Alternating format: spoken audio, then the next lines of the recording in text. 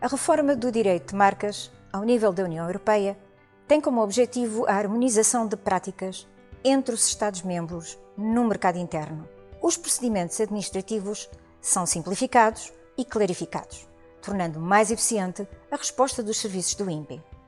Estas alterações otimizam a qualidade das decisões proferidas e garantem segurança jurídica a todos os interessados.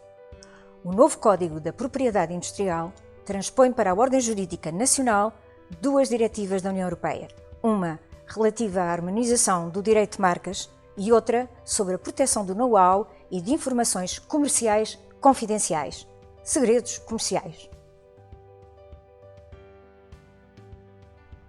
A reforma introduz alterações na forma de representação do sinal. Além da tradicional representação gráfica, admitem-se agora diferentes tipos de representação, marcas, de som, multimédia, de movimento, compostas apenas por uma cor ou hologramas, em diferentes suportes como por exemplo o MP3 para marcas de som ou o MP4 para marcas de movimento, multimédia ou hologramas. Clarificam-se os elementos essenciais à atribuição da data do pedido de registro de marca, exigindo-se uma representação do sinal que permita determinar, de modo claro e preciso, o objeto da proteção. Depois de publicado o pedido de registro no Boletim da Propriedade Industrial, estão proibidas alterações substanciais, quer no sinal, quer na lista dos produtos e ou serviços assinalados. Passa ainda a ser possível dividir o pedido de registro em pedidos divisionários, que conservam a data do pedido inicial. No que respeita aos produtos e ou serviços, é importante especificar com clareza e precisão quais os que se pretende assinalar com a marca. Para o efeito, deve evitar-se a utilização dos títulos das classes da Classificação Internacional de Nice, sob pena de ficarem protegidos unicamente os produtos ou serviços incluídos nesses títulos. As alterações agora introduzidas prevêem atos de oposição distintos em função dos motivos de recusa invocados.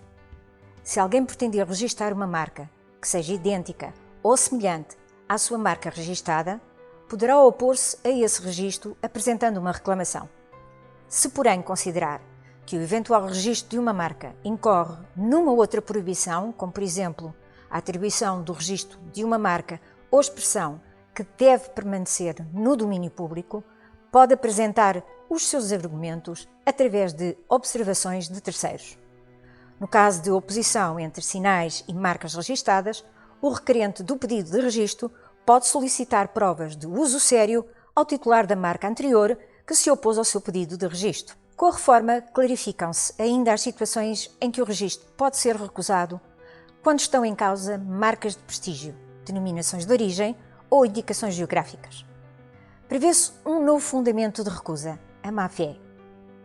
As alterações esclarecem ainda o modo como sinais de elevado valor simbólico, por exemplo, símbolos religiosos, podem ser protegidos.